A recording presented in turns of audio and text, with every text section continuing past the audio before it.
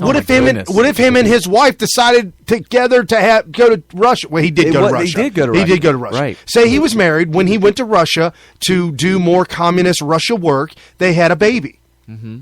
And then they come back to America. Hey, no, my kid's eligible. He's eligible, so he can kill himself and assassinate. He's assassinating himself. Correct. There you go. See, because that's where the nefarious stuff comes into play. It wasn't just a technicality that they invented for no reason. So there was a very good reason that they thought out really well. What kind of people? What is the eligibility requirements, and why should we do this? What are we trying to do here? They just want to keep the fox out of the hen house. Right. It's as simple as that. And Ted Cruz's dad is from Cuba. Mm-hmm. So Ann Coulter took to the Twitter. Ann Coulter says, same lawyers who said anchor babies are in the Constitution now tell us being born outside the U.S. to one American parent equals natural-born citizen. Yeah, it's convoluted. It's completely convoluted. New York Times, and Ann Coulter put this up on Twitter too, but I think she's quoting New York Times. She said, NYT, New York Times, Cruz was born outside the United States of America to one American parent, quote, under the Constitution, this makes him a natural-born citizen, quote, absolutely false. Well, we know that now. The video that P.P. Simmons put out describing what was intended by the founders and what was understood by the founders as what a natural-born citizen was, what the phrase natural-born means. I mean, it's airtight. Right. And what are you going to do? It's a shame because I think that Ted would be a good president. Yes, I'm not. Yeah, we're not here to bash Ted. Right. Or Trump. I think he would be great. We're not bashing anybody except the libs. And I definitely like Cruz and where he's going. But you can't make an exception. It's just like we talked about Bush. The Patriot Act. We made an exception. And look what happened. Well, we have a fox in that house now. Do we need another one? And he's taking advantage of the Patriot Act. Spying on everybody. Right. I mean, they're now passing a bill right now that says that they can listen to anybody on any single cell phone in all of America at any given time because a cell phone is public.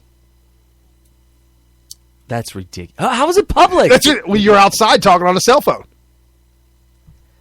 Oh, boy. So anyways, that's the Patriot Act.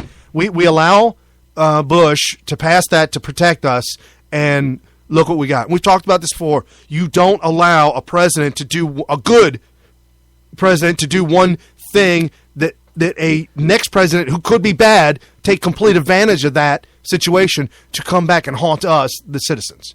So Ted Cruz takes to Twitter. My response to the real Donald Trump. Why has he got to do at real Donald Trump? Do you know why? No. Because as soon as he tried to set up his Twitter, Donald Trump was already taken. Duh.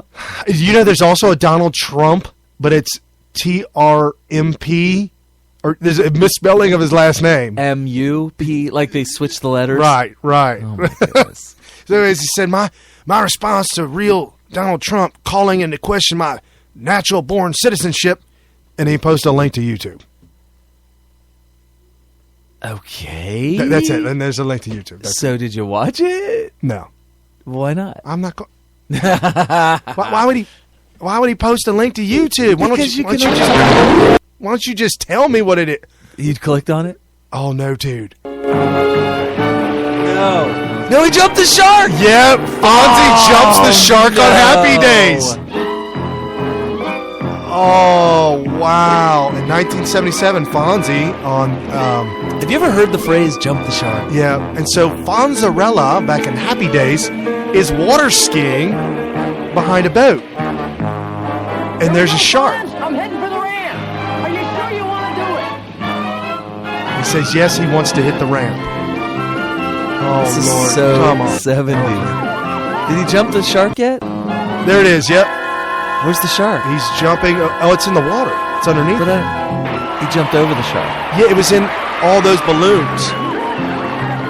It was in all the it was like in a cage under the water. This show, the phrase "jumping the shark" comes from this show, Happy Days, What happened is this show was done. Oh, Nobody yeah. was watching anymore. It was so played out. So they had to jump the shark to get ratings. That's funny that he. It was like the corniest Hold on. thing they could ever Right. do. Well, I saw this where he posted YouTube, but now below it shows a YouTube video of them. Happy Days jumps a shark. Well, I saw that and I'm like, oh, that must be an ad to get me to watch YouTube. No, that is. They were jumping That's the what shark. he. Yes, he jumped the shark. That's his response to it. He's saying that Donald Trump jumped the shark. Right. I'm disturbed by it. I'm disturbed by the whole thing. The more we talk about it, the worse it gets. I don't mean to be all birther on you, but guys, Well, call in the show, 772-49-SMITH. That's MYTH. Call in the show and you tell me why you think we're wrong. Or maybe even call and tell me why you think we're right. Whatever the case may be. Whew. if you've listened to this as a podcast, you'll have to just put a message on our Facebook page or something like that. But yeah, I mean, what argument are they coming forth with that natural born means this? Because I was wondering, what does it mean, natural born citizen? And I'll tell you what, that video does wonders. Because they also point out what a natural born subject is. And remember that? Like in England, you're not a citizen in England. No, you're a subject. You're a royal subject. You're a subject of the monarchy. Right. And so wherever you're born, this is important for you to understand. In a monarchy, where you're born is really important because you become the property, a subject of whoever is in charge of that land. So ultimately, you're a subject of the king. But there's also these earls and dukes and counts and all these crazy royalty type people. Levels of hierarchy. Right, that own certain different parts of the overall kingdom. Right. And if you're born in their county or whatever they may call it, you are the subject of that earl or that count or that whatever. To serve his needs. Right. And so they call that a natural born subject. It then gets translated over into what a natural born citizen means. And so it gets defined at that point through the different publications that the founders were reading at the time to formulate their laws, which end up becoming the Constitution. Ted Cruz, Canadian subject.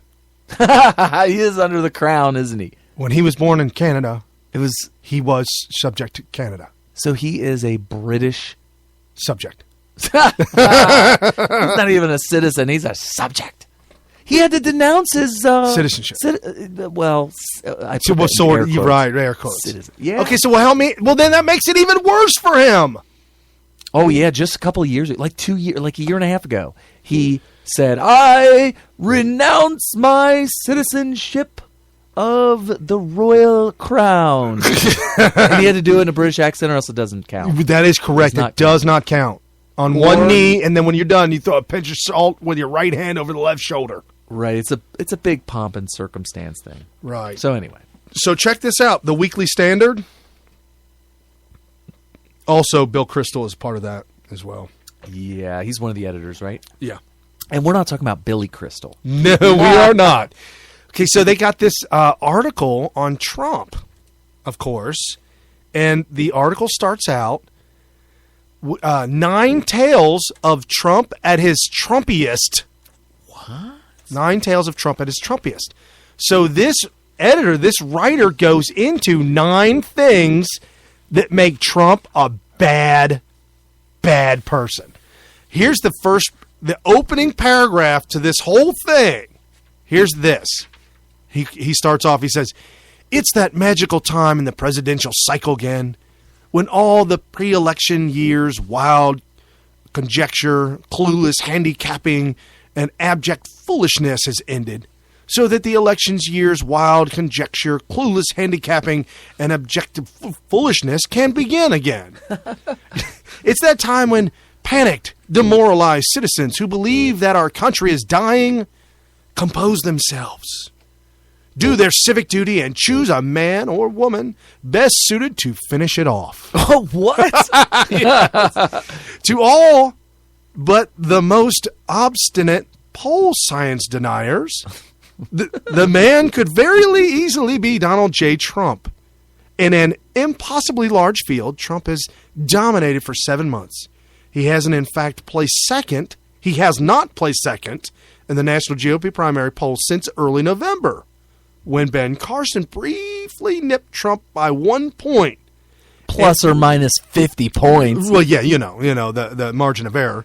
And in all but one national poll since mid-November, Trump has enjoyed double-digit leads up to 27 points over his next closest competitor. Okay. Now this guy gets into the crux of it all. Here's the 9 things. Okay. The first one. Donald cheats at golf. That's the first one. Donald cheats at golf.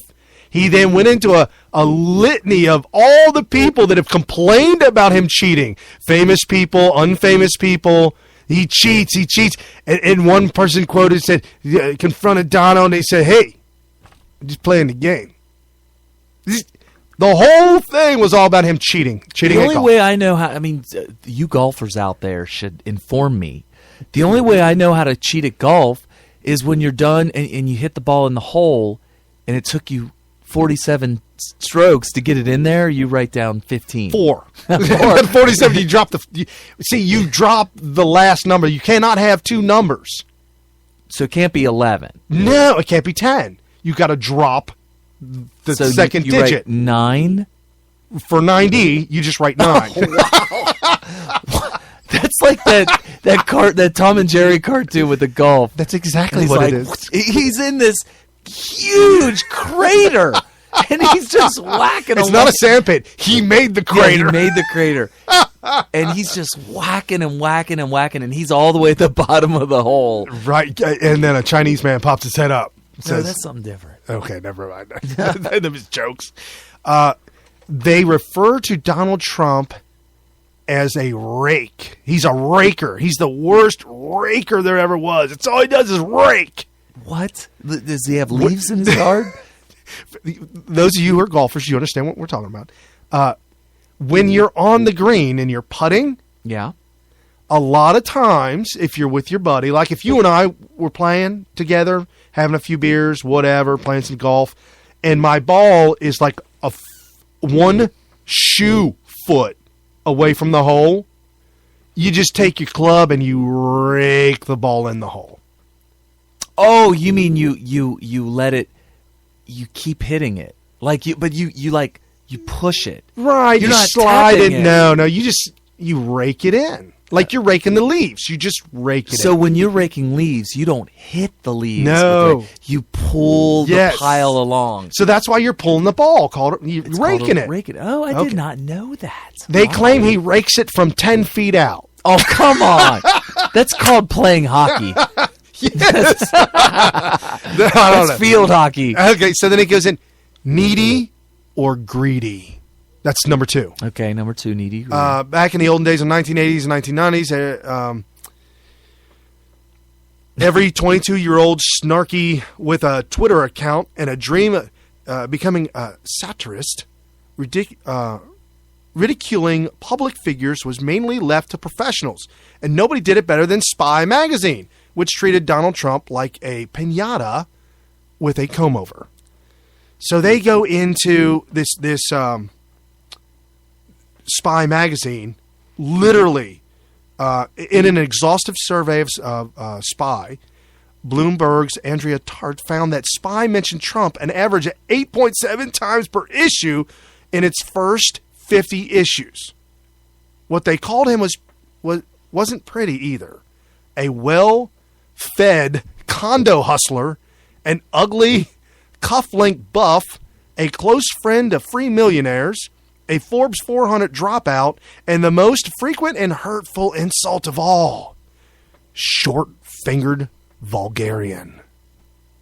Why? Because the editor thought that Trump had short, stubby fingers, and he would call him a short, stubby-fingered vulgarian. And Trump would take pictures of his hand and send it. I mean, And say, look, I have beautiful hands and long fingers.